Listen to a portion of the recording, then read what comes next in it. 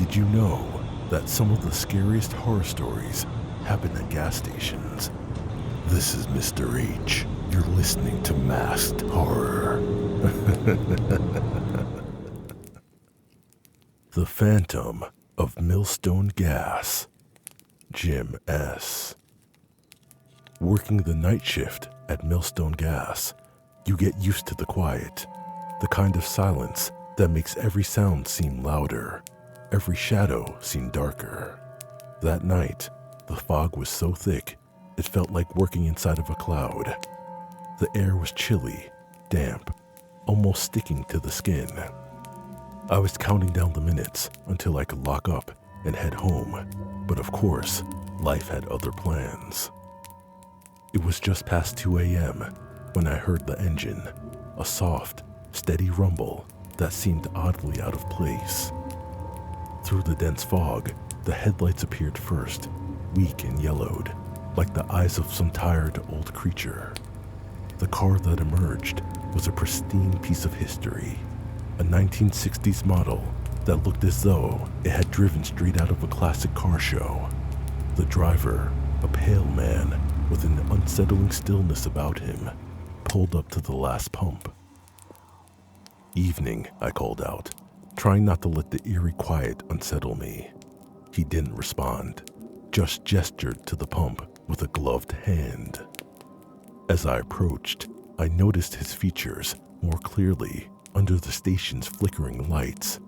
His face seemed almost too still, like a mask, and his eyes were dark, unreadable. He handed me some old bills to pay, money that hadn't been in circulation for decades.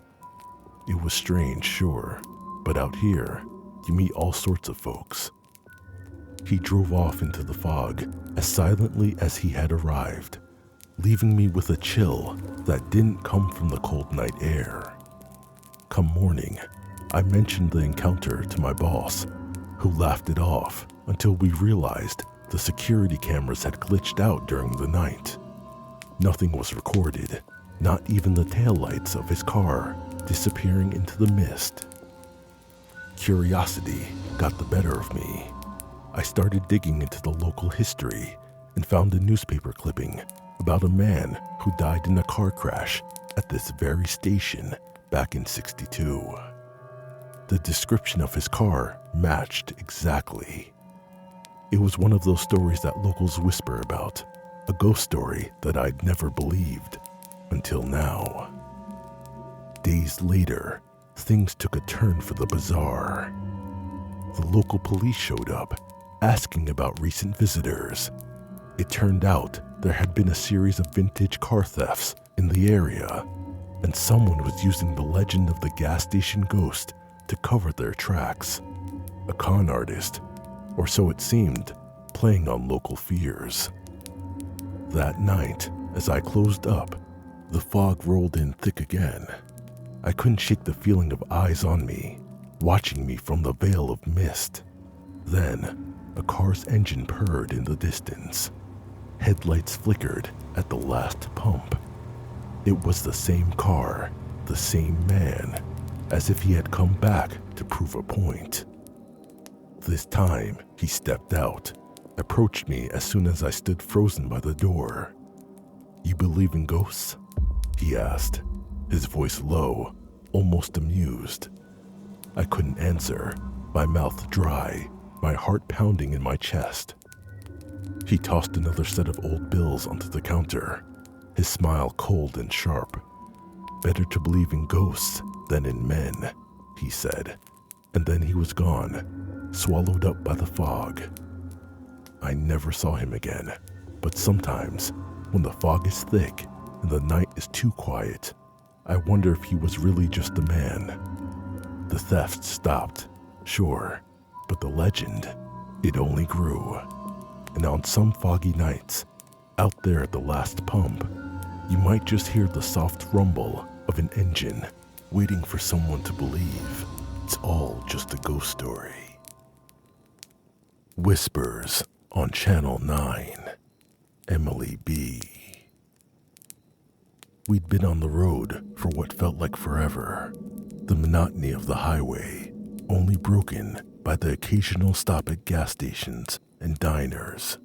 It was late when we pulled into a particularly remote gas station, the kind of place that seemed untouched by time, with its flickering neon sign and a single, wary attendant behind the counter. Jake went inside to pay while I stayed in the car, fiddling with the radio, trying to find something to cut through the silence. As I scrolled through the static, a voice broke through, a whisper, barely audible. "Emily," it hissed, my name slicing through the static like a blade. I froze, my heart hammering in my chest. "Leave, now." The words were a breath, urgent and terrifying. I shook, not sure if I was imagining things, until I heard it again, clearer this time. "Emily, go." Panic clawed at me. I leaned on the horn, desperately signaling Jake. When he finally jogged back to the car, I was nearly hysterical. "We need to leave, now." I didn't know how to explain the urgency, the fear. He saw it in my eyes, though, and without a word, we were back on the road, the station disappearing into the night behind us. The radio cleared as we drove, and soon, a local news bulletin filtered through, speaking of a dangerous convict who had escaped from a nearby prison, last seen in the vicinity of that gas station. A shiver ran down my spine. Had the whispers been a warning? But the whispers didn't stop there. They followed me, faint voices through phone calls, the TV, even public speakers, always when I was alone, always just barely intelligible. It drove me to the edge. I couldn't sleep, couldn't think straight. The world felt like it was closing in on me, a suffocating blanket of voices only I could hear. It wasn't until I found an app on my phone, hidden in a folder I never used, that the pieces started to fall into place. My brother, ever the prankster, with a love for tech, had set it up to transmit whispered messages through various frequencies, a twisted game meant to spook me. Relief washed over me in an icy wave. I wasn't losing my mind. While confronting my brother over the phone, laughing about his elaborate prank, another whisper came, not from the phone, from the television behind me. The news report said that the convict was still at large. I had never felt this way before, but my blood ran cold for some reason. Knowing that the convict was still out there bothered me, but I was happy to be safe with Jake. I had trouble sleeping that night, and I couldn't take my mind off that gas station, even though it was a prank by my brother. However, relief soon turned to horror. I found out that the police had caught the convict a week after our encounter at the gas station. In his confession, he revealed a chilling detail. He was about to enter a black sedan, the same one we were in, tempted by the sight of a young girl alone. He said he hesitated because he wanted to spend some time with the girl in the car whom he felt drawn to after years of isolation in jail. But before he could act, the boyfriend returned. The realization that the whispers had been both a prank and a real warning twisted in my stomach like a knife. What I had initially brushed off as a cruel joke from my brother was intertwined with a more sinister reality. But I'm grateful for my brother and his pranks now. The world was a darker place than I had imagined, filled with shadows, both real and fabricated. The Midnight Shift at Creekside Gas Station. Cameron H. My first midnight shift at Creekside Gas Station should have been uneventful. Located off a rarely traveled highway, the station was more of a haven for tumbleweeds than people. I remember thinking it would be a quiet night, just me and the sound of the refrigerator. I was wrong. It started with the phone calls. The first one came just after midnight. A crackle of static and then silence. I answered, "Hello, Creekside, can I help you?" But there was no reply, just a click as the line went dead. At first, I brushed it off as a wrong number, a simple mistake, but then it happened again and again.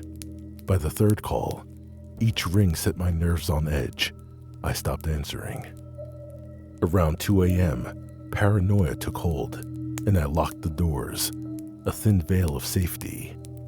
To calm my nerves, I turned to the security monitors, cycling through the cameras to reassure myself I was alone.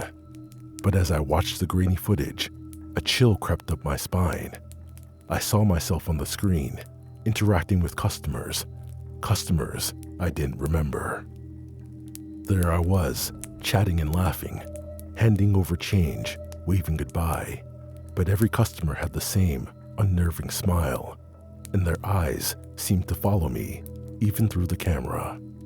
Confusion turned to dread when one of them, a tall man in a dark coat, looked directly into the camera, his smile broadening, knowing. As my shift ended, I was a mess of nerves, unsure of reality. I left the phone off the hook, an oversight in my frantic state. When I reported my experience to the police the next morning, they were skeptical but agreed to review the footage. What they found only deepened the mystery. The footage from my shift had been tampered with, overlaying older video feeds. This revelation came from a more sinister discovery. The previous attendant had vanished under mysterious circumstances and was involved in illegal activities that had occurred right here at Creekside. As the days passed, the implications of what I had discovered became heavier. I started receiving anonymous, threatening messages. "Keep quiet," they said. "Don't dig too deep." The police couldn't trace the calls, and every shift became a countdown to something terrible. One night, I found a note under the register, crumpled and written in a hurry. It was from the previous attendant, warning of a trap, a setup that had snared him too, a warning he never got to deliver. The realization hit me like a cold wave. I was caught in the same trap, a pawn in some darker game played by a shadowy figure who used this desolate gas station as their stage. My story doesn't have a neat conclusion. I left Creekside, but the fear followed. Now when my phone rings late at night, my heart skips, dreading another silent call. And sometimes, in the quiet of my own home, I catch a glimpse of something in my peripheral vision, a shadow or a smile, and I wonder if the nightmare ever truly ended.